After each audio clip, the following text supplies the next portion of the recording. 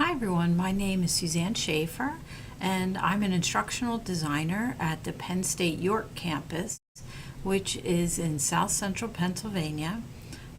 And I wanted to talk to you briefly about how we've been using Elli over the past year on our campus. We are a small campus within the branch system of Penn State University. So we have about 1,100 students on campus. And of those, every year we have about 290 or so incoming freshmen who are first year, full-time students. Some of those students come to us underprepared for what they need to do in college. So we'll have students who come in who need support with reading or math skills, sometimes time management. And so we develop a curriculum to try and help those students to be successful in that first year. And that's where Elli comes into play for us. We saw over time that students were not only lacking some of the hard academic skills, but also some learner attributes that were getting in the way of their success or persistence towards their goals in college. I wanted to show you how we designed the course and how we integrated Elli into that course design. Students take a 3-credit college reading course and then a 3-credit content course. And the example that I gave was with an environmental science course. Every week we'd work on a new reading strategy or college reading skill that then they would apply to the work they needed to do in environmental science. Then for the other part of the course, we had students work on the lifelong learning attributes that we knew they'd need to be successful in college. And we did that through a cycle of self-knowledge, reflection, action planning, and coaching to build a common language about learning. Within the course, we'd meet twice a week. And so the first day in week 1 of the cycle, we'd work on a reading skill and we'd apply that to the content course.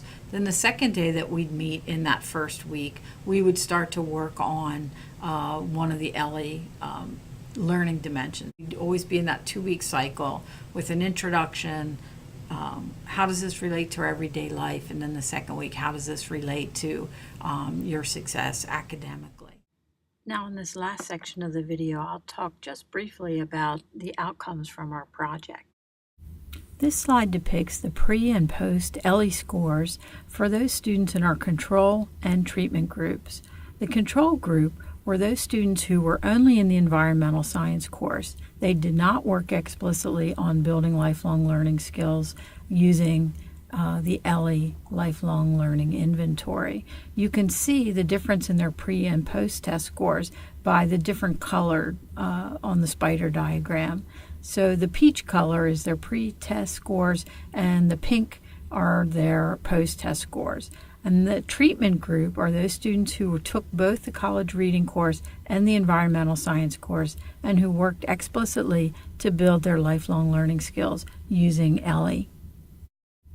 We wanted to make sure that there were no significant differences between the control and treatment group before we began. So we compared their scores using a t-test, and you can see that there were no statistically significant differences between the two groups, except in one area in resilience, which didn't surprise us, as many of our students who come in underprepared also struggle in this area. At the end of the semester, we compared pre and post test scores for both the control and treatment group. And in this slide, you'll see the pre and post comparison for the control group.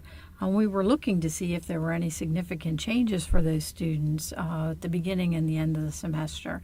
And we were actually surprised to see that there were no statistically significant differences between the group pre and post semester. And I think what's really interesting about that is that we often assume that students change as a result of coming to college, but do they change? In what ways do they change?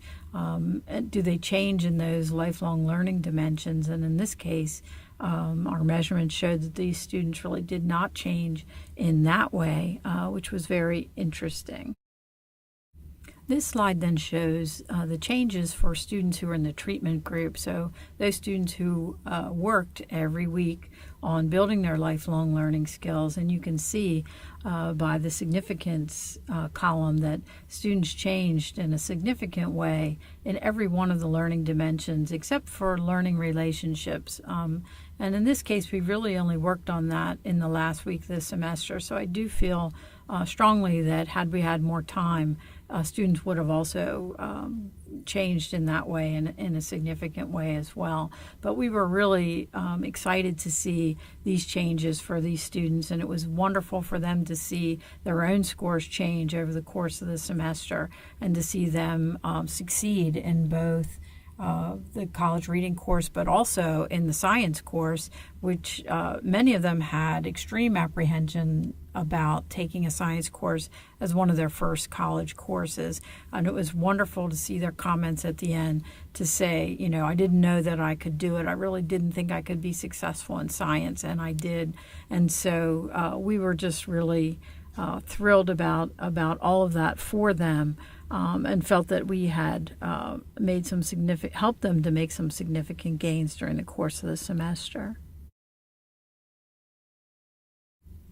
And just in sum, I'd like to say that we were just really thrilled to find the Elli Lifelong Learning Inventory because it helped us to measure those attributes that we really couldn't get our arms around before. We knew students were struggling in ways that were other than strictly academic skills, but we really couldn't get our arms around what those skills might be and also how to measure growth. And so this really helped us to do that. It helped our students also to see their own growth in those areas.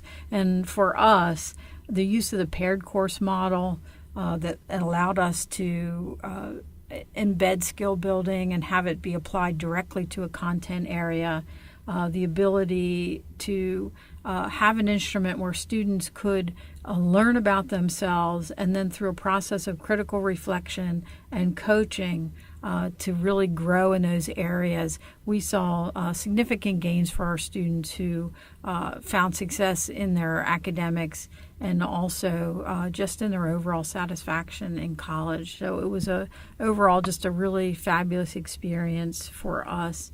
And in the next video, I'll talk just briefly to give you some examples of how we actually incorporated Elli into the course.